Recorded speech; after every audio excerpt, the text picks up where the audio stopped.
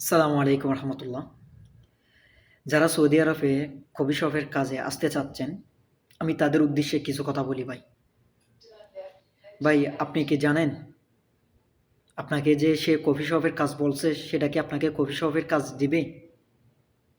ভাই, আপনি মাথা থেকে ফেলে দিন। সৌদি আরবে কফি শপের কাজ নাই এখন। কে বলছে আপনাকে কফি শপের কাজ দেবে?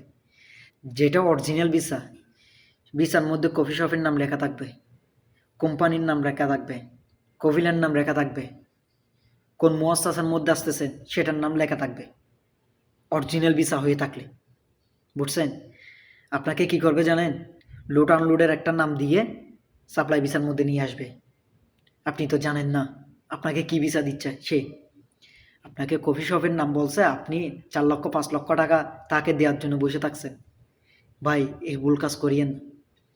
কফি শপের অরিজিনাল কাজ হচ্ছে যে, অরিজিনাল ভিসা হচ্ছে যে আগে আপনাকে দেশের মধ্যে ট্রেনিং দিয়ে আসবে। 3-4 মাস, 5-6 মাস ট্রেনিং দিয়ে আসবে। প্রশিক্ষণপ্রাপ্ত ব্যক্তি আনে এখানে কফি শপের কাজ। আপনি কফি বানাতে জানেন? আপনি একটা কফি বানাতে পারবেন? বলেন। পারবেন না কোনোদিনও বানাতে, কারণ আপনার থেকে প্রশিক্ষণ নাই।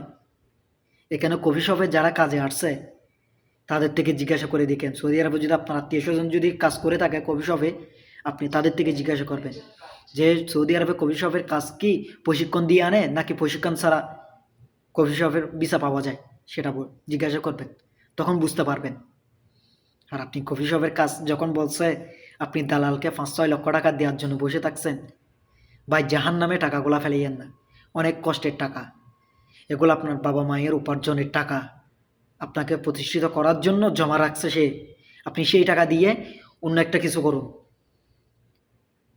একটা চায়ের দোকান দিন, ভালো মতো ভালো পজিশনের মধ্যে। স্কুল মাদ্রাসার সামনে একটা দেন। চটপটি ফুচকার দোকান দেন। সঠিক মতো আপনার ইমান যদি শক্ত থাকে, আপনার যদি আমল যদি ঠিক থাকে, রিজিকের মালিক হচ্ছে আল্লাহ, বান্দা না। রিজিকের মালিক আল্লাহ চাইলে রাস্তার এক কোণার মধ্যে দোকান দিলে সেই দোকানটা আল্লাহ তুলে দিতে পারে। বুঝছেন? দালালের ফাঁদে পা দিয়েন না। যদি আসার যদি ইচ্ছা থাকে, সঠিক বিচার যাচাই বাছাই করে সৌদি আরবে আসার জন্য চেষ্টা করবেন। দালালের ফাঁদে পা দিয়েন না।